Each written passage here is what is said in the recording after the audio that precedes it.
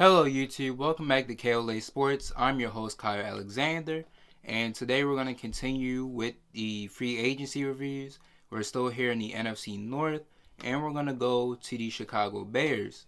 So I'm going to put up the transactions right here. So first up, the Chicago Bears, the most notable move is trading for quarterback Nick Foles from the Jaguars.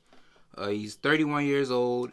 It gives the team a veteran presence at the the leadership position, at the captain position of the offense. It gives Trubisky competition to try and take that next step, and Foles could probably take the Bears to the next level on offense.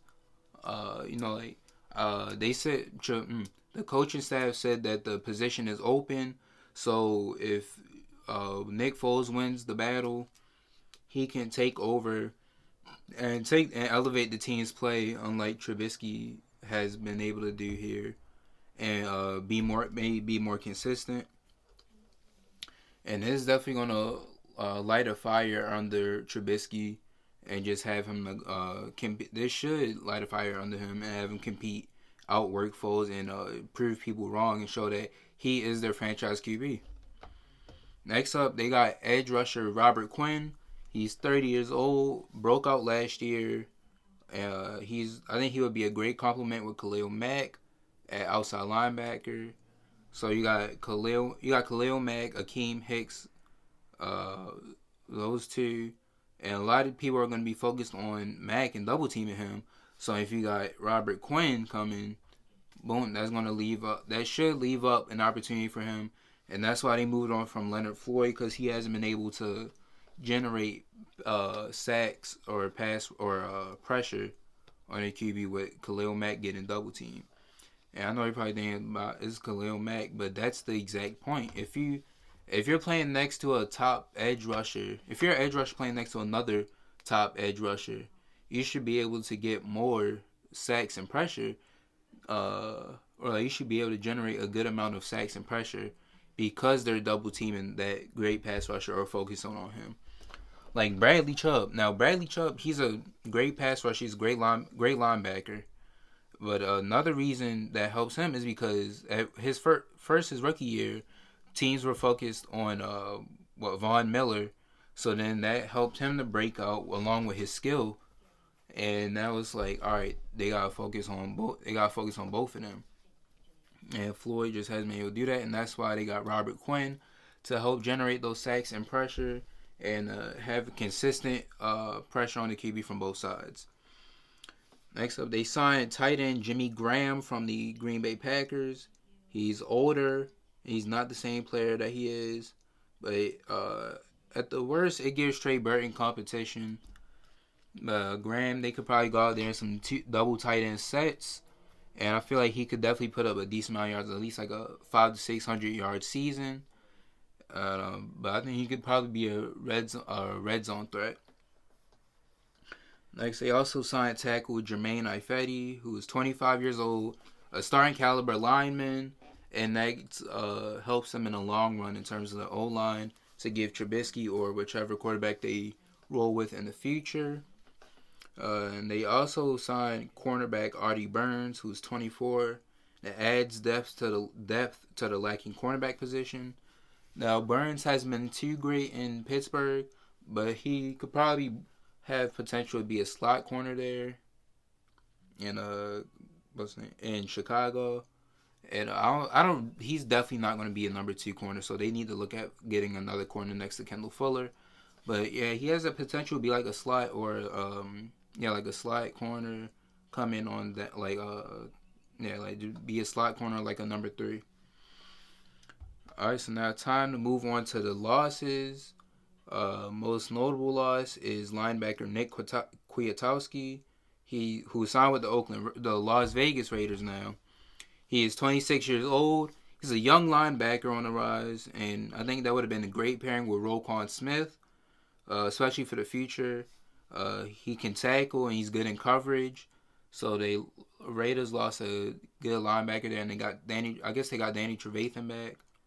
I'm not really sure about. I haven't really heard about Danny Trevathan, but now it just creates another need at linebacker, especially in the long run, to pair with Roquan Smith. Next up, like I said earlier, they cut edge rusher Leonard Floyd. They cut him, and he signed with the Rams. He was a young pass rusher, but he couldn't get much going with Khalil Mack. Like I said earlier, he couldn't generate sacks or pressure, and now he's looking to revive his career with the Rams, which I think he might be able to do. They also lost safety Clinton Dix, who signed with the Cowboys. I think he was a good fit with Eddie Jackson, and he was a nice veteran safety. He took on that strong safety, that box role as Eddie Jackson was the safety who would drop back in coverage.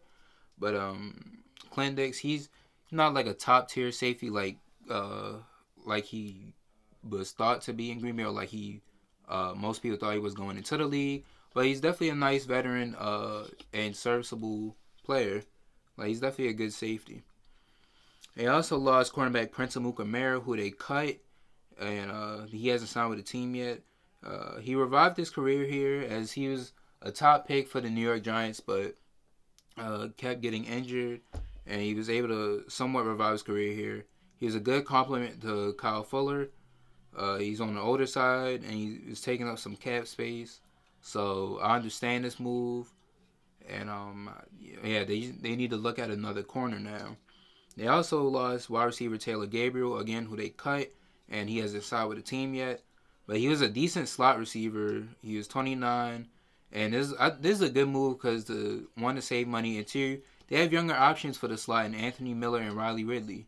Now Miller, we've seen what he can do. He had a good rookie year. This year he had a slow start this season, but had a stronger second half. So now if they got Allen Robinson, actually they may